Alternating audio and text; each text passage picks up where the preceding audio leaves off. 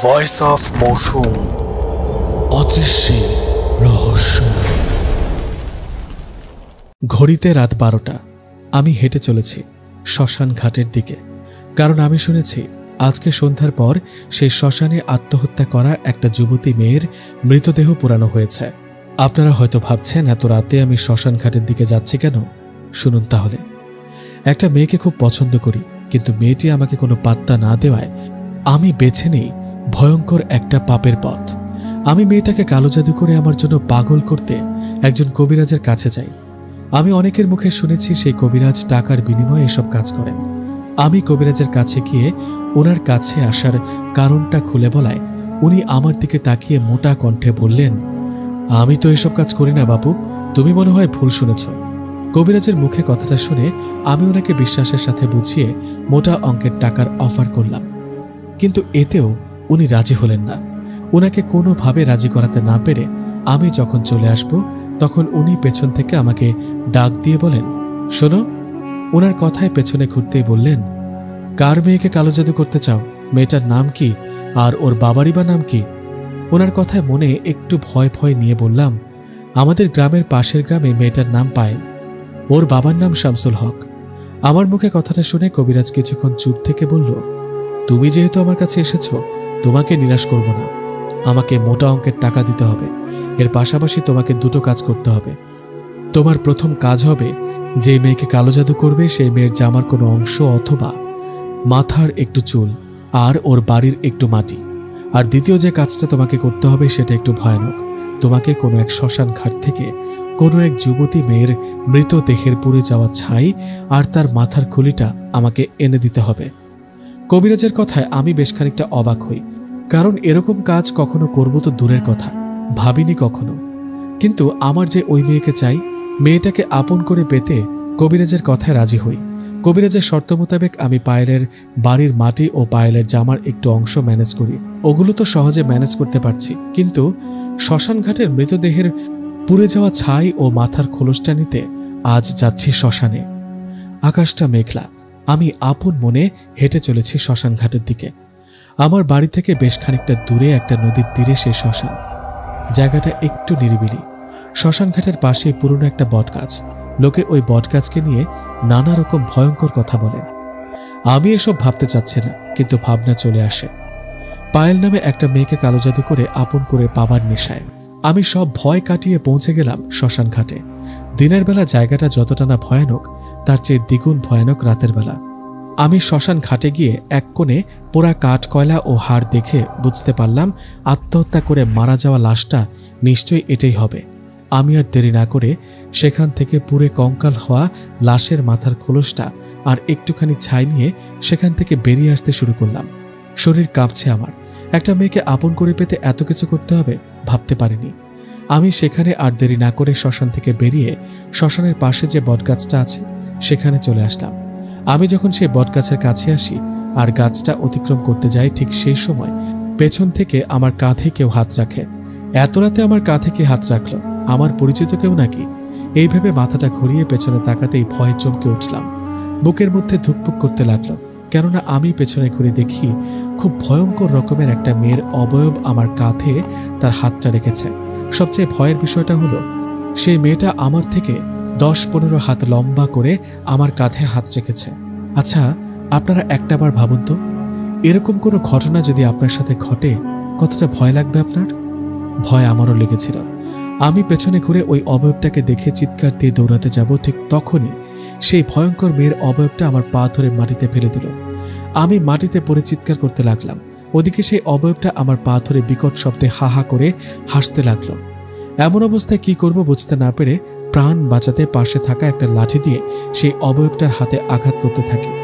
বেশ কয়েকটা আঘাত করার পর সেটা আমার পা ছেড়ে দেয়।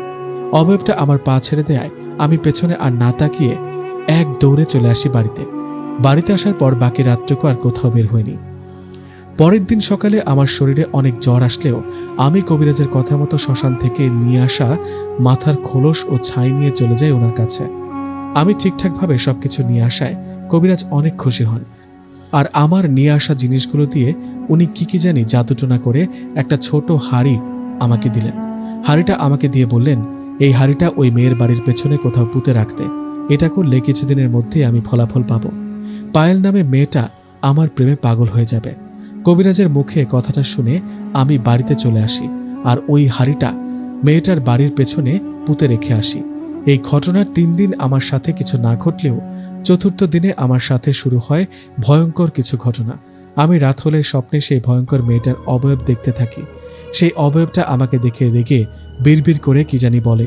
এভাবে আতঙ্কের মাঝে কেটে যায় আরও 3টা দিন। 3 দিন পর আমি যেন পুরোপুরি ডুবে যাই ভয়ের জগতে, কারণ সেই মেয়েটার অবয়বকে আমি আর স্বপ্নে না দেখতে পাই বাস্তবে। আমি কোথাও একা যেতে পারি না।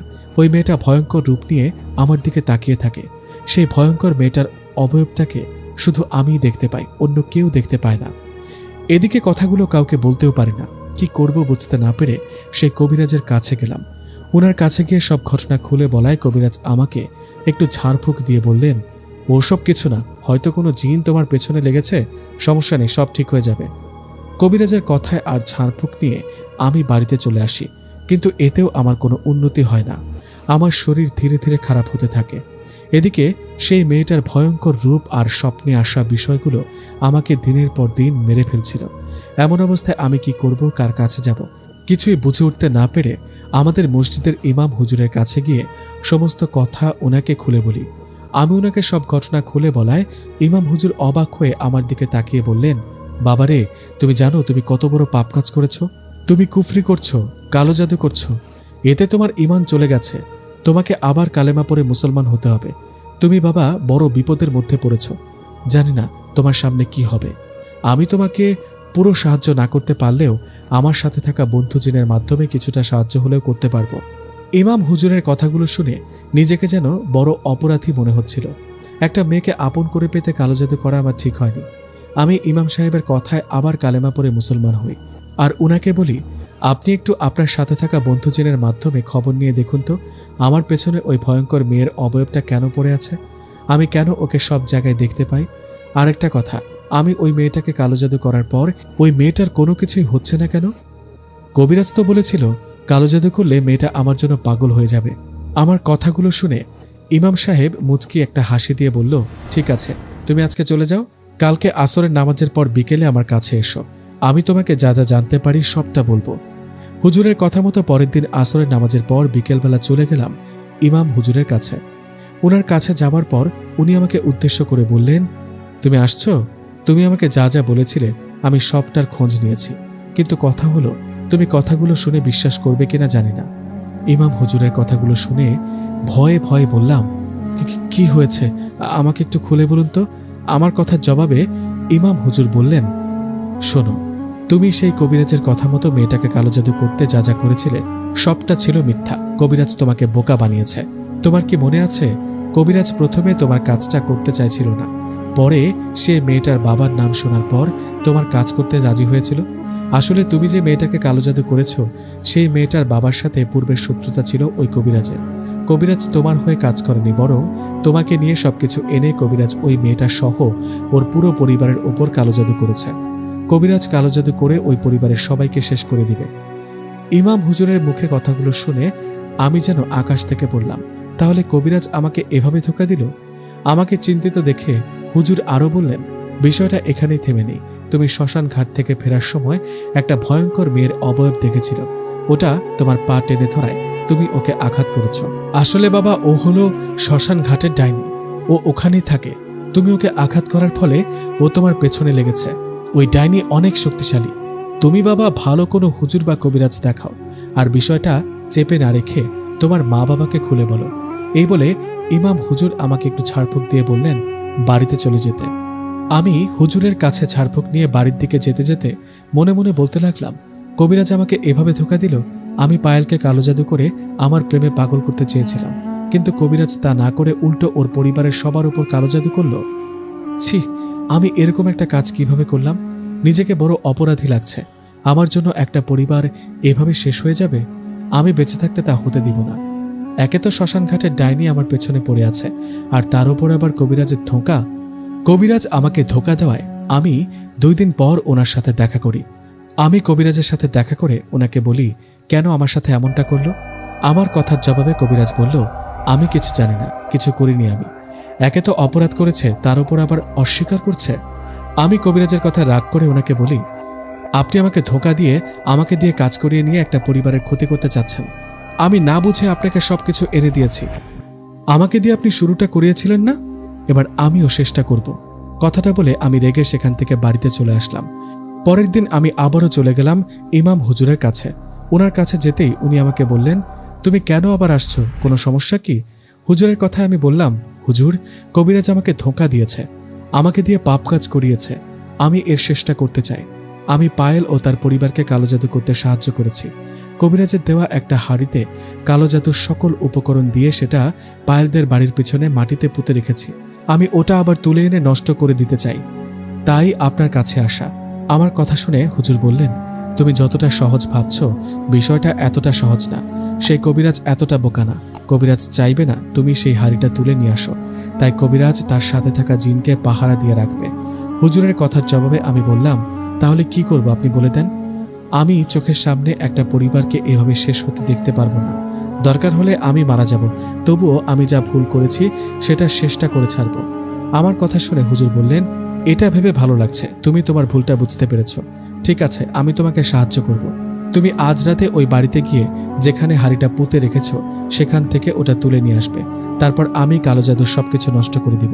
তবে মনে রেখো, কবিরাজের পাঠানো জিন কিন্তু তোমার বাধা হয়ে দাঁড়াতে পারে, সাবধানে যেও। ইমাম হুজুরের কথায় আমি বাড়িতে চলে গেলাম আর অপেক্ষা করতে লাগলাম রাতের জন্য। অনেক অপেক্ষার পর দিন পেরিয়ে রাত হলো। রাত হতেই আমি বেরিয়ে পড়লাম পায়েলদের বাড়ির দিকে। আমি সেখানে যাবার সময় কোনো সমস্যা হয়নি। আমি চলে গেলাম পায়েলদের বাড়ির পেছনে, যেখানে হাড়িটা মাটিতে পুঁতে রেখেছি। সেখানে যাবার পর মাটি খুঁড়ে আমি খুঁজতে থাকি সেই হাড়িটা। এভাবে বেশ কিছুক্ষণ খোঁজাখুঁজির পর আমি অবশেষে হাড়িটা পাই। হাড়িটা পেয়ে আমি সেখানে থেকে বাড়ির দিকে আসতে যাব, ঠিক তখনই আমার সামনে পথ আটকে দাঁড়ালো ভয়ঙ্কর দেখতে দুটো জিন। আমি জিন দুটোকে দেখে বুঝে ফেলি এরা কবিরাজের পাঠানো জিন। জিন দুটোকে দেখে আমি সেখান থেকে দৌড়াতে যাব, ঠিক তখনই একটা জিন আমাকে ধরে শূন্যে তুলে একটা আছাড় দেয়। জিনের আঘাতে আমি মাটিতে পড়ে চিৎকার করতে থাকি। এমন অবস্থায় সেখানে চলে আসে ইমাম হুজুর। হুজুর এসে সে জিন দুটোর ওপর পানির মতো কি যেন ছিটিয়ে দিতেই সেই জিন দুটো চিৎকার দিতে দিতে সেখান থেকে চলে যায়। ব্যথায় উঠে দাঁড়াতে পারছি না। জিন দুটো চলে যাবার পর ইমাম হুজুর আমাকে টেনে তুললেন, ওনার কাঁধে ভর করে নিয়ে গেলেন ওনার বাড়িতে। ইমাম হুজুরের বাড়িতে যাওয়ার পর উনি আমার কাছে থাকা হাড়িটা ভেঙে সেটার ভেতর থেকে কালো জাদু করা সবকিছু নিয়ে আগুনে পুড়িয়ে ফেললেন। সবকিছু আগুনে পুড়িয়ে ফেলার পর ইমাম হুজুর আমাকে বললেন, আলহামদুলিল্লাহ, সবকিছু ভালোভাবেই শেষ হয়েছে। ওই পরিবারের ওপর থেকে কালো জাদুর প্রভাব এখন থেকে কেটে যাবে। ওই পরিবার তো আল্লাহর রহমতে সুস্থ হবে, কিন্তু তোমার সাথে লেগে থাকা ওই ডাইনির কি হবে সেটা জানি না। ওই ডাইনি অনেক শক্তিশালী, আমি ওর সাথে পেরে উঠব না। তুমি অন্য কোনো বড় হুজুর বা কবিরাজকে দেখাও, কেমন? হুজুরের কথায় অসুস্থ অবস্থায় কষ্ট করে বাড়িতে চলে গেলাম। যাক, অবশেষে পায়েলের পরিবারের ওপর থেকে কালো জাদু তুলে নিতে পেরেছি। আমার জন্য একটা পরিবার শেষ হতে চলেছিল। পায়েলের পরিবার আস্তে আস্তে ঠিক হতে থাকে, কিন্তু আমার অবস্থা দিন দিন খারাপ হতে থাকে। শ্মশান ঘাটের ওই ডাইনি আমার পিছু ছাড়েনি।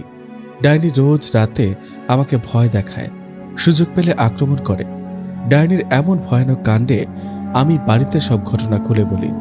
বাড়িতে সবকিছু শোনার পর মা বেশ অবাক হন। আমি যে এরকম একটা কাজ করেছি ওরা বিশ্বাস করতে পারছে না। আমি সবকিছু বলায় মা বাবা আমাকে অনেক বকাঝকা করে, কিন্তু আমি তো না বুঝে একটা ভুল করেছি। তাই পরের দিন বাবা একজন কবিরাজ নিয়ে আসেন আমাদের বাড়িতে। কবিরাজ এসে আমাকে দেখে বলে, ওর অবস্থা তো ভালো না, ওর পেছনে একটা ভয়ঙ্কর ডাইনি লেগেছে। আপনারা তো আমাকে ডাকতে দেরি করে ফেলেছেন। আপনাদের ছেলের শরীরের শক্তি কমে যেতে শুরু করেছে। কিছুদিন পর ও বিছানায় পড়ে যাবে। যদিও দেরি করে ফেলেছেন, তবুও আমি চেষ্টা করে দেখি কিছু করতে পারি কিনা। এই বলে কবিরাজ রুকিয়া করে ডাইনিকে হাজির করতে চায়, কিন্তু ডাইনি কোনোভাবেই হাজির হয় না। ডাইনিকে হাজির করতে না পেরে কবিরাজ আমাদের বাড়ি বন্ধ ও আমার শরীর বন্ধ করার জন্য তাবিজ দেন। বাড়ি বন্ধ ও তাবিজ দেওয়ার পর কবিরাজ চলে যান। কবিরাজ চলে যাবার বেশ কদিন ভালো থাকলেও আবারও শুরু হয় সেই ভয়ঙ্কর ডাইনির অত্যাচার। ডাইনি আবারও আমার কাছে আসতো। রাতে আমাদের বাড়িতে ঢিল ছুড়ত, এছাড়াও আরো অনেক ভয়ের ঘটনা ঘটতে থাকে আমার সাথে। এরকম অবস্থায় মা বাবা যেখানে যার কাছে হুজুর কবিরাজের কথা শুনেছেন তাকেই নিয়ে আসছেন, কিন্তু দুঃখের বিষয় হলো আমি কিছুতেই সুস্থ হচ্ছিলাম না। এভাবে কাটতে থাকে দিন। এদিকে আমি ক্রমাগত অসুস্থ হতে থাকি দিনের পর দিন। আমার শরীর শুকিয়ে যেতে থাকে, আমি হাঁটতে পারছিলাম না, বিছানায় পড়ে যাই। নিজের ছেলের এরকম অবস্থা কোনো বাবা মাই দেখতে চায় না। একদিন মা মধ্যরাতে একটা ভয়ঙ্কর স্বপ্ন দেখে চিৎকার দিয়ে ওঠে। মা চিৎকার দিয়ে ওঠায় বাবা মাকে জিজ্ঞেস করেন, এইভাবে মধ্যরাতে চিৎকার দিয়ে উঠলে কেন?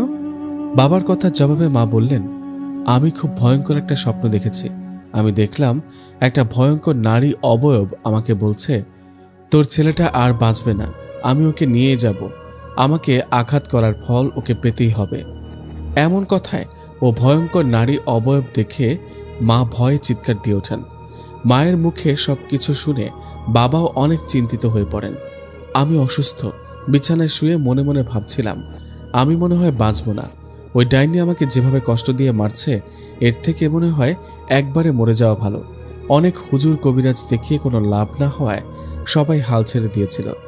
এদিকে আমিও ভাবছি আর হয়তো বাঁচব না।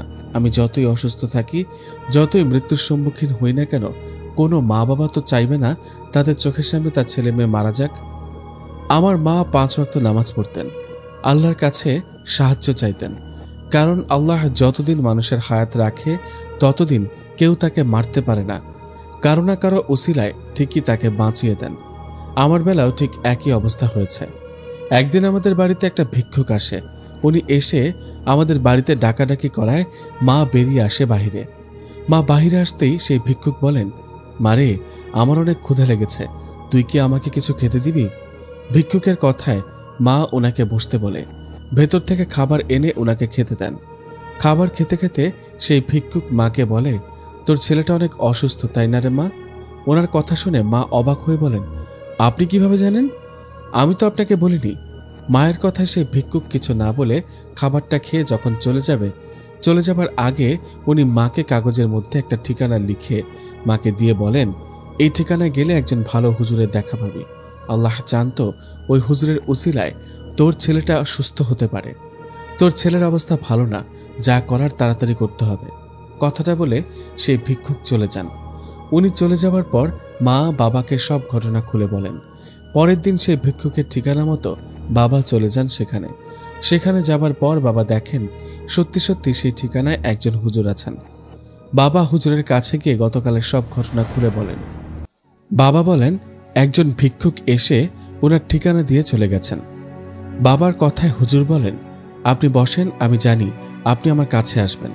হুজুরের কথায় বাবা ওনাকে প্রশ্ন করেন, হুজুর, আপনি কিভাবে জানেন? আর ওই ভিক্ষুকটাকে আপনি কিভাবে চেনেন?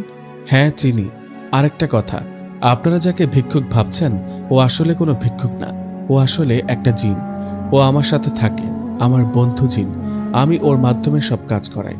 আসলে ও আপনাদের বাড়ির পাশ দিয়ে চলাফেরা করার সময় আপনাদের বাড়িতে ওই ডাইনিকে দেখে, যে ডাইনি আপনার ছেলের পেছনে লেগেছে। ওই ডাইনি যার পেছনে একবার লাগে তাকে না মেরে সে যায় না। আপনার ছেলে একটা ভুল করেছে, সে সেটা বুঝতে পেরেছে, কালো জাদু করে ভালো পথে ফিরে আসছে। এই বিষয়টা আমার ও আমার সাথে থাকা জিনটার ভালো লাগে। ডাইনি আপনার ছেলের পেছনে লেগেছে, ওকে মেরেই যাবে। আমার সাথে থাকা বন্ধু জিন এই বিষয়টা দেখে এসে আমাকে বলে, পরে আমি ওকে ভিক্ষুক বেশে আপনাদের বাড়িতে পাঠাই।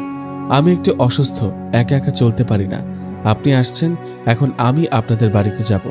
আল্লাহ চান তো চেষ্টা করে দেখি শেষ মুহূর্তে এসে আপনার ছেলেকে বাঁচাতে পারি কিনা। কথাটা বলে হুজুর বাবার সাথে আমাদের বাড়িতে আসলেন। আমার অবস্থা তখন খুবই খারাপ ছিল, আমি বিছানা থেকে উঠতে পারছিলাম না।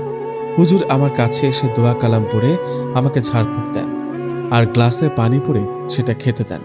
হুজুরের কথা মতো আমি সেটা খাই। এর ঠিক কিছুক্ষণ পর আমার শরীরে হুজুর সেই ডাইনিকে হাজির করান। ডাইনি আমার শরীরে হাজির হবার পর আমার আর কিছুই মনে নেই। আমি পরে মা বাবার মুখ থেকে যেটা শুনেছি সেটাই এখন বলছি। সেই ডাইনি আমার শরীরে ভর করার পর আমার কণ্ঠে হুজুরকে বলে ওঠেন, হুজুর, আমাকে কেন ডাকা হলো? আপনি কি আমার ব্যাপারে কিছু জানেন না?